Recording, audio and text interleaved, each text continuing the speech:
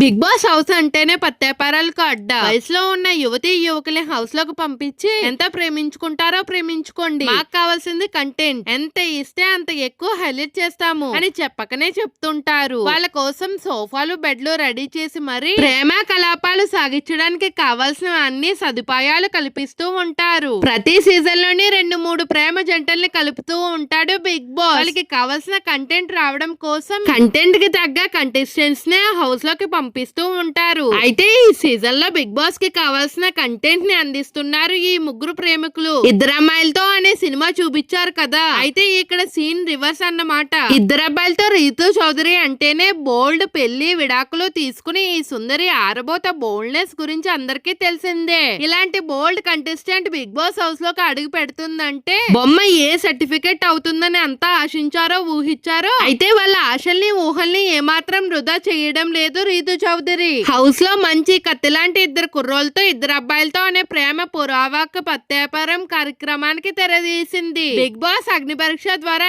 ఎంపికై సామాన్యుల కోటలో big boss house లోకి అడుగుపెట్టిన డిమన్ పవన్ కళ్యాణ్ ఇద్దరు ఇప్పుడు రీతు ప్రేమ కోసం తప్పించిపోతున్నారు. అగ్ని పరీక్షలో ఉన్నప్పుడు లైఫ్ గోల్ అచీవ్మెంట్ అంటూ సోది కబుర్లు చెప్పి తీరా హౌస్ లోకి వెళ్లిన తర్వాత రీతు చౌదరి చుట్టూ ప్రదక్షిణాలు చేసే పనిలో పడ్డారు. ఇప్పటికే బిగ్ బాస్ హౌస్ లో వీళ్ళ వేషాలను చూసి కపుల్స్ అని మాట్లాడుకుంటున్నారు, డైలాగులు వేసుకుంటున్నారు. ఇక వీళ్ళైతే అసలు చేత్తోనే తినడం మానేశారు. ఒకరికి ఒకరు తినిపించుకోవడం, ఒకరు బొగ్గులు ఒకరు గిల్లుకోవడం, హౌస్ లో ఎక్కడ ఏకాంతంగా కనిపిస్తే అక్కడికి దూరిపోవడం, అబ్బో బగ్గుకు లేదో హద్దెక్కడా అన్నట్టుగా చిల్లరేగిపోతున్నారు. విచిత్రం ఏమిటంటే పోనీ ఏదో వయసులో ఉన్నారు, ఇలాంటి మామూలే అనుకునే లైట్ తీసుకునే అవకాశం లేకుండా ఈ ట్రయాంగిల్ లవ్ స్టోరీతో జనాలకి పిచ్చెక్కిస్తున్నారు. తాజా ఎపిసోడ్ లో అయితే జవాన్ అంటూ బిల్డప్ కొట్టిన పవన్ కళ్యాణ్ రీతు చౌదరిని చూసి సొల్లు కాచుకుంటూ నువ్వంటే నాకు ఇష్టం అని చెప్పేశాడు. అక్కడే డెవిన్ పవన్ కూడా ఉన్నాడు. మనోడు తక్కువేమీ కాదు, నేనెందుకు ట్రై చేయకూడదు అన్నట్టుగా తెగ పోటీ పడుతున్నాడు. మరి వీళ్ళ కథ ఎటువైపుకి వెళ్తుందో, ఎన్ని వివాదాలు మలుపులు తీసుకోబోతుందో చూడాలి. ఇలాంటి కంటెంట్ ఇస్తుంటే బిగ్ బాస్ అసలు నిరాశపరచుడు, కావాల్సినంత ఎంకరేజ్ చేస్తాడు. కాబట్టి